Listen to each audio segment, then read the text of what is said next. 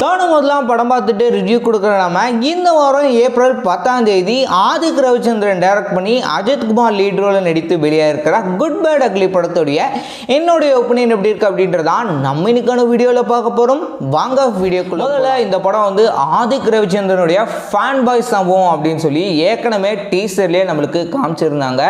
அஜித்குமார் அவருடைய பழைய படங்கள்லேருந்து வந்து அதாவது பல படங்கள்லேருந்து ரெஃபரன்ஸ் வந்து இந்த டீசரில் பயன்படுத்தியிருந்தாங்க. டீசரோட இன்னும் ட்ரெய்லரில் கூடுதலாக கொஞ்சம் காமிச்சிருந்தாங்க.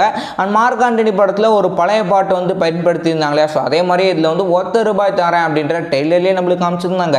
ஆனால் படத்தை பார்க்கும்போது அந்த ஒரு பாட்டு மட்டும் இல்லாமல் இன்னும் ஒரு சில பாடல்கள் வந்து படத்தில் மாசாக வந்து நல்ல ஒரு வைப் மீட்டரெலாம் வந்து கொடுத்துருந்தாங்க. படத்துலேயே 2 பாட்டு இன்னும் ஓஜி சம்பவம், காட் பிளேஸ் யூ. அதில் ஓஜி சம்பவம் வந்து கேட்கறதுக்கு நல்லா மாசாக இருந்தது. பட் காட் பிளேஸ் யூ எனக்கு பர்சனலாக வந்து பிடிக்கல.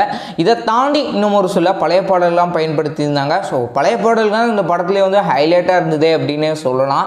அண்ட் ஏகேவுடைய என்ட்ரி ஆகட்டும், அவருடைய மாசான டைலாக்ஸ், இதெல்லாம் வந்து நல்ல ஒரு கூஸ் பம்ப்ஸ் மெட்டீரியலாக வந்து கொடுத்துருந்தாங்க.